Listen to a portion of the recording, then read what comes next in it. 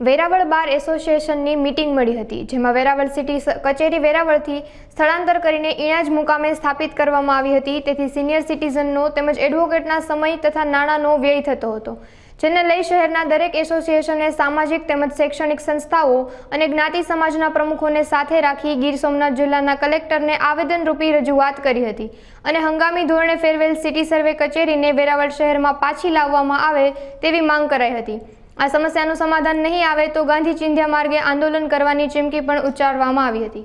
વેરાવળ બાર એસોસિએશનના પ્રમુખ શ્રી એસ.એન. સવાણી વેરાવળ ખાતે સિટી સર્વે કચેરી જે તાલુકા પંચાયતમાં રાખવામાં આવેલ હતી એનું આજે અચાનક સ્થળાંતર કરી અને ઈણાજ મુકામે લઈ જવામાં આવેલ છે. આ અંગે વેરાવળ બાર એસોસિએશનના વકીલોની તથા રેવન્યુ પ્રેક્ટિસ કરતાઓની એક મિટિંગ આજરોજ વેરાવળ બાર એસોસિએશન ખાતે લાઇબ્રેરીમાં બોલાવેલી. આ મિટિંગમાં સર્વાનુમતે એક નિર્ણય એવો લેવાયો છે કે ભાઈ આ પ્રશ્ન છે એ ગામના દરેક લોકોનો પ્રશ્ન છે. ગામના દરેક લોકોને સિટી સર્વે કચેરીના કામ પડતા હોય છે. એના નાના મોટા કામ માટેથી અવારનવાર સિટી સર્વે કચેરીમાં જવું પડતું હોય છે. આ માટે જે મોટી ઉંમરના વૃદ્ધો છે એને પણ જવું પડતું હોય છે, બૈરાઓએ જવું પડતું હોય છે, એના જે લાગતા વળગતા જે કુટુંબના સભ્યો હોય એને જવું પડતું હોય છે. આ માટે જો ખરેખર એ માટે જવું પડતું હોય તો આ લોકોને ઘણી બધી અગવડતા થાય. જે મોટી ઉંમરના જે છે એ લોકોને જવામાં તકલીફ પડે.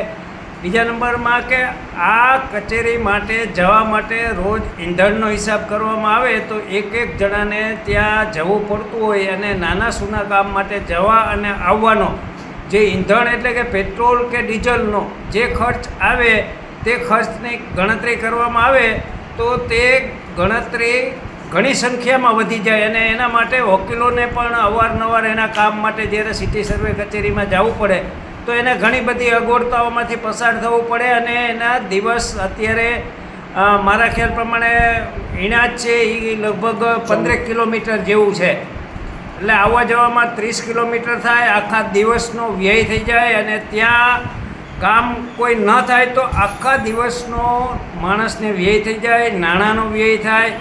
આ રીતે આ કામમાં ખરેખર વેરાવળની દરેક જનતાએ જોડાવવું જોઈએ અને દરેક વેરાવળની શહેરનો આ પ્રશ્ન છે અને વેરાવળ શહેરના દરેક માણસો આ માટે જોડાય એ માટેથી આજે મિટિંગમાં એવું નક્કી કરવામાં આવ્યું છે કે વેરાવળ શહેરની તમામ સંસ્થાઓ, જ્ઞાતિના આગેવાનો આ લડાઈમાં સાથે જોડાય અને વહેલામાં વહેલી તકે આ જે સ્થળાંતર થયું છે સિટી સર્વે કચેરીનું એ વેરાવળ મુકામે પુનઃસ્થાપિત થાય એ માટે તાત્કાલિક ધોરણે આ નિર્ણય લેવાય. અને આજે મિટિંગમાં નિર્ણય થયો એ મુજબ શહેરની વિવિધ સંસ્થાઓ અને આગેવાનો આ કાર્યક્રમમાં જોડાય અને આ પૂર્વવત કચેરી છે એ પાછી વેરાવળ મુકામે આવી જાય અને સિટી સર્વે કચેરી હોય સિટીમાં જ રહેવી જોઈએ. આ માટે મહત્ત્વનો નિર્ણય લેવાયેલ છે અને આ માટે દરેક સંસ્થાઓનો બાર એસોસિએશન સહકાર લઈ અને આ અંગે જરૂર પડીએ વિવિધ કાર્યક્રમો આંદોલનના કરશે અને જરૂર પડીએ કાર્યવાહીથી અળગા રહેવાના પણ નિર્ણયો કરશે એવું આજની મિટિંગમાં નક્કી થયેલ છે.